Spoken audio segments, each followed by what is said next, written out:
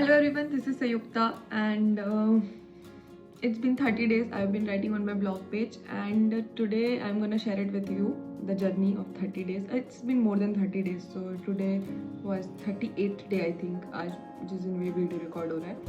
So we're gonna talk about two things in this video. The first thing is things which I realized in this journey, and second is things which I learned in this journey. Realized मतलब मुझे पता था पर मैं भूल चुकी थी, and learned मतलब मैंने जो नई चीज़ें सीखी. So things which I realized in this journey. The first thing is that you're not always motivated. आप जिस मोटिवेशन पे आप शुरू करते हो आप हमेशा उतने मोटिवेटेड नहीं रहोगे. So rather than focusing on motivation, we should focus more on consistency and discipline. बचपन में स्कूल नहीं जाना होता था पर फिर भी हम जाते थे, राइट. That was discipline. हम मम्मी को नहीं बोलते थे आज दिन अच्छा नहीं है, आज मूड नहीं है, आज नहीं करेंगे, आज नहीं जाएंगे. We have to go to school. So yes. Second thing is that writing is something which will always give you clarity. हमेशा वो आपको एक क्लैरिटी प्रोवाइड करेगा. इसलिए सब लोग आजकल फोकस करते हैं कि जर्नलिंग करनी चाहिए. You have to jot down things. अपने आइडियाज़ को जॉट डाउन करके रखना चाहिए. Third thing is that whenever you are writing you can distinguish your fears and strengths.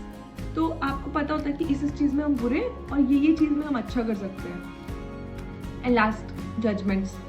पहले भी थे लोग, आपको पहले भी जज कर रहे थे, अभी भी कर रहे हैं और आगे भी करेंगे. और आप भी कर रहे हो. किसी न किसी पॉइंट ऑफ टाइम में हम किसी न किसी को जज कर रहे होते हैं. तो rather than focusing on judgements, focus on yourself कि आप क्या कर सकते हो. उसको छोड़ के अपने ऊपर ही कुछ काम कर लेते, क्या पता कुछ फ़ायदा ही हो जाए. Now things which I learned in this journey.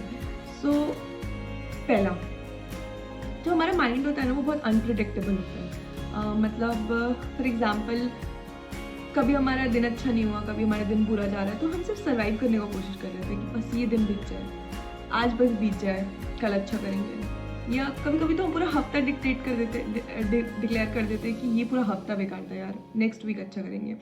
और किसी दिन कोई दिन अच्छा जाता है तो हमें लगता है कि सारा काम कर लेंगे, पूरा चेकलिस्ट कंप्लीट होना चाहिए आज.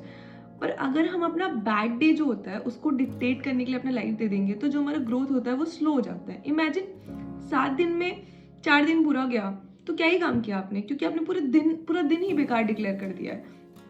सो रैदर देन फोकसिंग कि पूरा दिन खराब हो गया, हमें स्मॉल टास्क पे फोकस करना चाहिए कि ठीक है खराब हो गया, अब अपने हाथ में क्या बचा है, अब क्या कर सकते हैं. Second thing, the sentence that I don't have time is so overrated. मतलब पहले मेरे को अपने लिए कोई भी पर्सनल काम करना होता था, मैं हमेशा यही सेंटेंस आता था कि I don't have time. I don't have time to read, I don't have time to study, I don't have time to cook. But office के काम के लिए नहीं बोल सकते क्योंकि उसके लिए सैलरी आ रही है, वो तो काम करना ही पड़ेगा. डेलिबरेटली मैंने सोचा कि मेरे को ये स्टेटमेंट अपने लाइफ से निकालना है बाहर. Now I do read. मैं बुक्स भी पढ़ ले रही हूँ, and I have been doing this from last 1 month. मैं बुक भी पढ़ ले रही हूँ. मैंने ऑडिबल सब्सक्रिप्शन भी लिया बुक पढ़ने के लिए. एंड मैं खाना भी बना लेती हूँ. I am going to the office as well. मैं जॉब भी कर रही हूँ and I am talking to the camera. So अभी भी 24 घंटे है, पहले भी था. ऐसा तो नहीं कि दिन बढ़ गया, बस वो सेंटेंस जो पहले था अब वो नहीं है. So rather than taking your task as a burden, take it as checklist, छोटा छोटा कि करना है. और वो जो सेटिस्फैक्शन होता है ना टास्क खत्म करेगा कि टिक खत्म हो चुका है, that will give you ample amount of motivation to do the next task.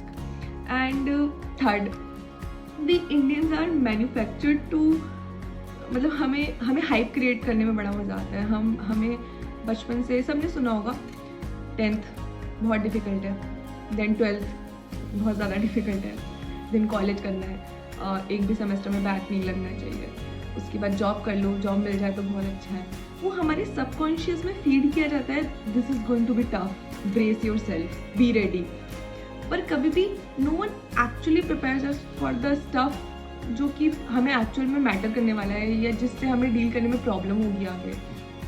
जैसे जॉब छोड़ दी, नई जॉब ज्वाइन कर रहे हैं तो क्या करना है, रिलेशनशिप में है तो पार्टनर के साथ ट्यूनिंग कैसे बनानी है, आपके बच्चे होंगे तो उन बच्चों के साथ कैसे ट्यूनिंग मैच करनी है, बिकॉज जनरेशन गैप बहुत ज़्यादा हो जाता है. या अपनी फैमिली के साथ, अपने पेरेंट्स के साथ कैसे ट्यूनिंग मैच करनी है, क्योंकि जब आप इंडिपेंडेंट हो जाओगे तो आपकी सोच बदल जाती है, आप बाहर रहने लगते हो. आपके सिबलिंग्स के साथ आपकी ट्यूनिंग कैसे मैच होनी है, ये सब चीज़ें हमें कोई नहीं बताता. Instead of all this things हमें एक स्टैंडर्ड स्क्रिप्ट पकड़ा दी जाती है कि पढ़ाई ख़त्म करो, देन जॉब लो, शादी करो, बच्चे करो एंड देन सेटल डाउन हो जाओ। उन सब के बीच में जो प्रॉब्लम्स आने वाली है उसके लिए हमें कोई प्रिपेयर ही नहीं करता है। जब भी हम बात करेंगे कि डिप्रेशन, एंजाइटी या फिर mindfulness and all those topics will get the silence. But let me tell you, मैं उन चीज़ों के बारे में तो बता सकती हूँ जो मैं कर चुकी हूँ। तो let me tell you, school college exams कुछ नहीं है, 4 साल बाद तुम्हें याद भी नहीं होगा कि तुमने क्या पढ़ाई करके एग्जाम दिया था। Interviews, it's just the transaction. सामने वाले को आपसे कोई रिक्वायरमेंट है, आपको उससे कोई रिक्वायरमेंट है। अगर वो ट्यूनिंग मैच होती है you will get the job, नहीं मैच होती है वो आपको नहीं हायर करते। रादर देन बीइंग डिप्रेस्ड कि क्यों नहीं हुआ मेरा, focus on the next interview. आप उसका कुछ नहीं कर सकते हो रिजल्ट पे। आप जॉब चेंज करते हो, एंजाइटी, टेंशन की कैसा होगा, 1 महीने बाद आपको समझ आएगा। और बहुत लोग इस चीज़ से रिलेट भी कर पाओगे। दोनों जॉब सेम है, आपके मैनेजर्स तो लगेंगे पिछले जन्म के जुड़वा भाई हैं, दोनों सेम रिएक्शन देते हैं। तो लाइफ को जितना स्कैरी बनाया जा रहा है या जितना बताया जा रहा है, जितना हाइप क्रिएट किया जा रहा है, उतनी स्कैरी नहीं है। और एक प्रीशियस लाइफ मिली है, उसको कैसे जीना है, एंजाइटी में, टेंशन में, या रेदर देन थिंकिंग कि आगे क्या कर सकते हैं, नेक्स्ट टास्क क्या हो सकता है, नेक्स्ट क्या एक्शन ले सकते हैं हम अपनी लाइफ के लिए। Fourth is mind wandering. मतलब ये this was very interesting topic. जब मैं पढ़ रही थी या मैं ब्लॉग पेजेस पे जा रही थी तो I have come across a research paper. उसमें एक फैक्ट दिया होता कि 47% ऑफ द टाइम हमारा माइंड जो होता है वो वॉन्डर कर रहा होता है। मतलब इमेजिन, हम अपनी लाइफ का around almost 50% of the time हम उस मोमेंट को नहीं जी रहे हैं जिसमें हैं, हमारा माइंड कहीं और है। और ये जो ट्रिप होता है ना माइंड वॉन्डरिंग का, वो हमेशा अच्छा नहीं होता है। कभी कभी आपको अनहैप्पी ट्रिप भी मिलता है। और आपके जो थिंकिंग है, आप जो सोच रहे हो, उसका इम्पैक्ट आप पे ज़्यादा होता है आपकी लाइफ पे जितना आपके एक्शन का इम्पैक्ट हो रहा होता है। फॉर एग्जाम्पल, आप कुछ अच्छा नेटफ्लिक्स का शो देख रहे हो या आपके फैमिली गैदरिंग या आप बैठे हुए और सब हंस रहे हैं, खेल रहे हैं, एंड सडनली आप सोच रहे हो कि वो प्रेजेंटेशन में क्या खराब कर दिया था मैंने। So now that is the bad trip and आप अभी का भी टाइम एंजॉय नहीं कर पा रहे हो। मेरे साथ कभी भी ऐसा होता है तो I stop and I ask 2 questions. Does this make me happy और can I focus more on the present. And I am not saying कि ये बहुत ईजिली हो जाता है, you can not snap back, बहुत प्रॉब्लम होती है, बहुत दिक्कत होगी, but at least we can try, we can all try. हम ट्राई कर रहे हैं सब लोग यहाँ पर। Now fifth, we have to change our mindset from have to get to. For example, I have to cook या I have to read books, I have to pass this exam और I have to do this job. Now change the statement to get to. I get to cook because cooking is peaceful and I can eat good food. I get to read the books. मतलब अभी भी लोग have to में हैं. If you can change it to get to, आप उसको privilege में manage कर लेते हो. या I get to pass this exam. 8वीं कक्षा तक कोई पास नहीं हो रहा है. अगर आप 9वीं कक्षा का एग्जाम दे रहे हो मतलब आपने कुछ अच्छा किया है, आपका वो privilege है. या I get to do the job क्योंकि वो मुझे फाइनेंशियली इंडिपेंडेंट बनाता है and I do love my work as well.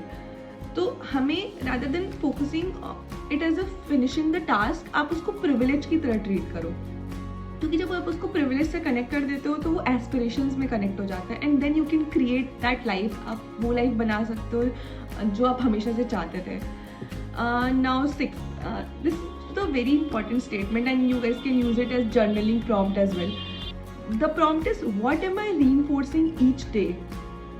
Now इसके लिए एग्जाम्पल है. सो मुझे स्कूल टाइम में मैथ्स बहुत ज़्यादा पसंद था. तो जब मैं मैथ सॉल्व कर रही होती थी तो I always use to think कि एक और प्रॉब्लम सॉल्व कर लेते हैं एंड अगर कल 15 किया तो आज 16 कर लेते हैं या एक और एक्सरसाइज बना लेते हैं ना. वो जो स्मॉल इंक्रीमेंटल चेंज होता है हमारे हैबिट्स में, उसका इम्पैक्ट हमें बाद में देखने को मिलता है. मतलब मेरे मैथ्स में इतने अच्छे नंबर आए थे कि हिंदी में मार्क्स कम आए थे. ना इमेजिन, हिंदी हमारी मदर टंग है, मेरे उसमें मार्क्स कम आए हुए हैं.